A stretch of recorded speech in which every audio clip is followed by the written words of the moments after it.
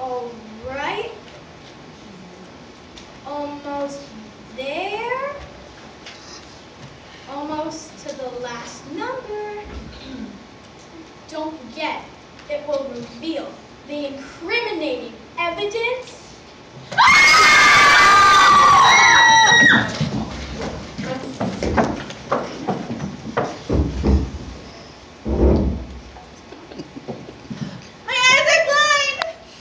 Sorry about that, y'all. I thought that switch there worked the lights. Turns out it was the fan. I was getting warm. Anybody else? I was rather warm, actually. Yar, me too. I was warm, but I'm usually warm given that I always wear the new line of Louis Vuitton wool socks. Louis Vuitton? Oh, I heard about those. Are they expensive? Well, I would know, because I'm a pompous millionaire. So I have people buy my clothes for me. And I don't care how much they cost, because I have millions of dollars. Anyone see last night's episode of Desperate Housewives? I was an extra. This scene that was cut. Oh, too bad. Guys, look. Is she? Dan? Someone has to check the body. Well, I say that someone will certainly not be me. It's all you, Claus. Fiddlesticks!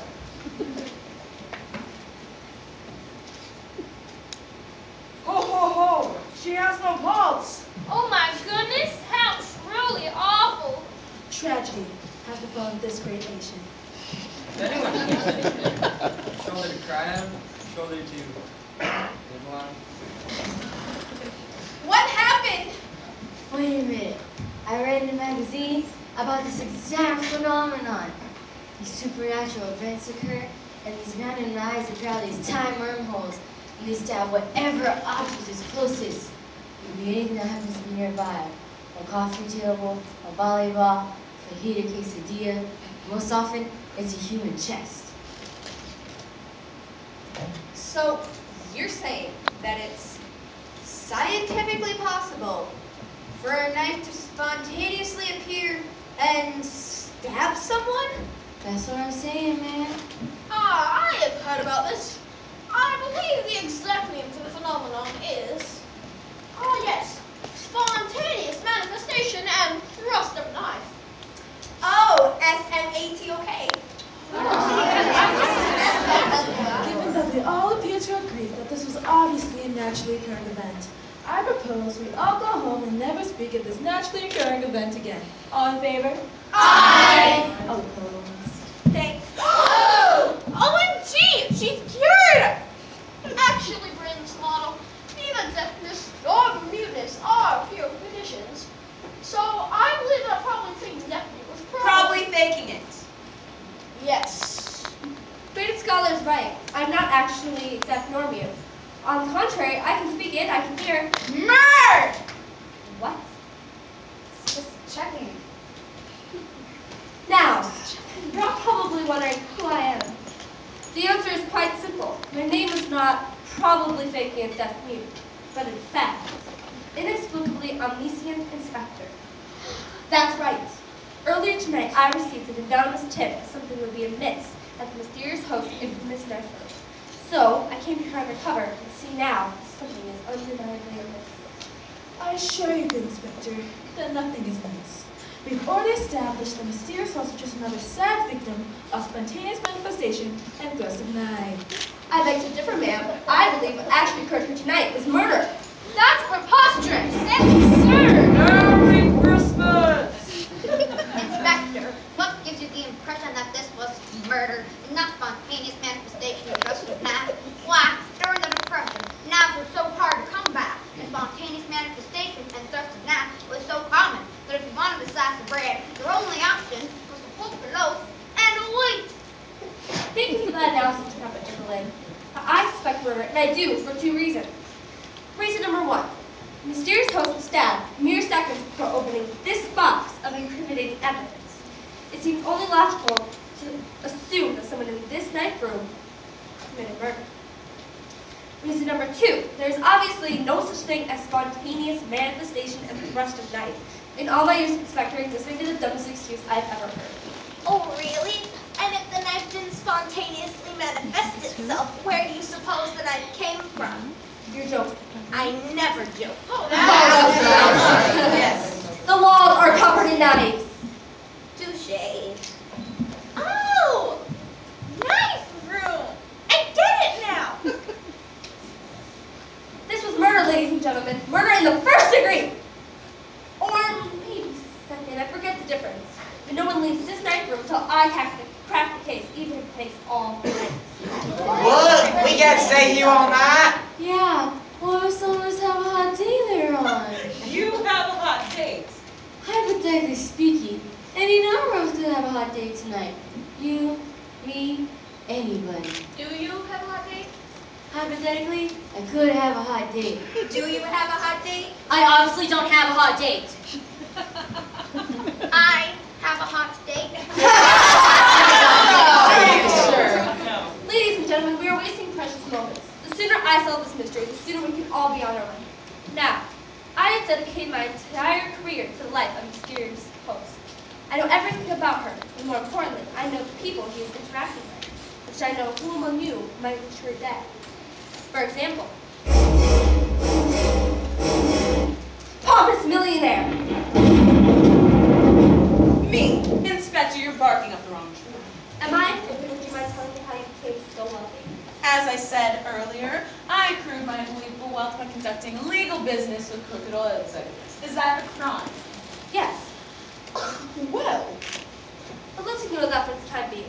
Right now, I ask you this. How did you make your very first million? my first, you're saying you know about it. Yes. But how could you? I know a lot more than you think, Pompous Millionaire. But in order to solve this case, I will need to know much, much more. I will need you to describe to me what happened and describe what happened in a reenactment form. How does reenactment work? Well, you just dig deep into your memories and communicate them in narrative form. To give us a visual aid, I've hired professional actors who specialize in murder motive reenactments. Hello, hi. Oh, no. You can have my number Thank you later. so much. So awesome. Oh, my I know, I'm sexy. We all Da-da-da-da, da-da-da-da, reenactment form. Da-da-da-da, da-da-da-da, reenactment form. E. Da-da-da-da, da-da-da-da, reenactment form. Da-da-da-da, da-da-da-da, reenactment form. Hello, boys and girls. Hi. All right, I'll try. You can know when you're trying to reenact when you hear this noise. It was 20 years ago.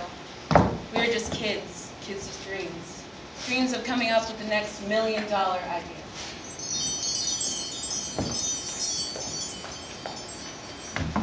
Help it this purpose. We take an ordinary coat hanger and we paint it green. Now, I think we'd call this product, I have it, Green Coat Hanger. My gosh, best idea ever. Wait.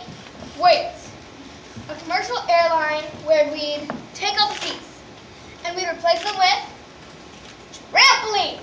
That's a good idea, man. Or a handgun that we sell to criminals, and instead of the bullet killing, the bullet cures cancer. That's a Do you know how to cure cancer? I don't know, guys. These are all very solid ideas, but do you really think they're the big idea? Yeah. Yeah. Now hold on, fellas. I've been toying with this idea for a couple of months now, and I think it might be big. Here it is. So we're all familiar with the concept of girls, right? Right. Sure, girls. So you take girls, and you assume that they are in their natural state of not being wild, and then you film them on camera in circumstances where they might alter their conduct from not wild to wild. And then we sell these videos all over the world. I'm not sure what we should call this product yet, but I'm thinking it should somehow incorporate the plural form of girl, some conjugation of the verb to go, and we cap it off with said girl's resulting wildness. I don't know, mysterious host. The idea sounds okay in theory, but do you really think any decent American would pay their hard money to watch such pointless garbage?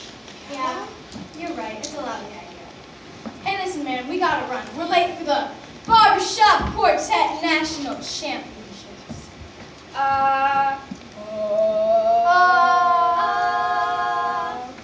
Was that your note? No! Huh? No! You sing in practice? I practice! You just don't like me because I'm a guy! So anyway, we gotta go. Would you mind throwing this idea out in the trash for me? Thanks. You lied to her that it was a bad idea and then stole the idea? I did. The idea made millions, did it not? Williams. And the proof was no doubt inside this box to prove that you achieved your wealth and success not from your own moxie, but by stealing the idea for Girls Gone Wild from your best friend. Yes, I'm a phony, okay? A mysterious host would have ruined me. So you murdered her! No! I may have committed my crimes, but never murder. Maybe yes, maybe no. You may have been the killer of this millionaire. It's certainly possible. You had the motive and definitely the means, given the walls are covered in knives. But the murder could have also been wealthy dowager. Me, Inspector, you're barking at the wrong tree. Am I? Well, then would you mind telling me about your special society? Have you no decency? I do not. You truly are inexplicably omniscient. Ladies, a dowager. I suppose there's no avoiding it. I belong to a very special society of ladies who are known for wearing certain articles of clothing. Ah, the Red Hat Society. No. The Poolside Widows. We're a select group of wealthy dowagers who meet every Monday to drink tea, sew mittens, and make emphatic statements.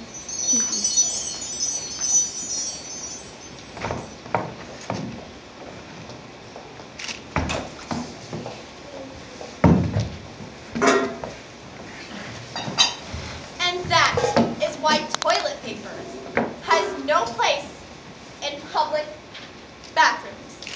Very emphatically put, Margaret. Why, thank you.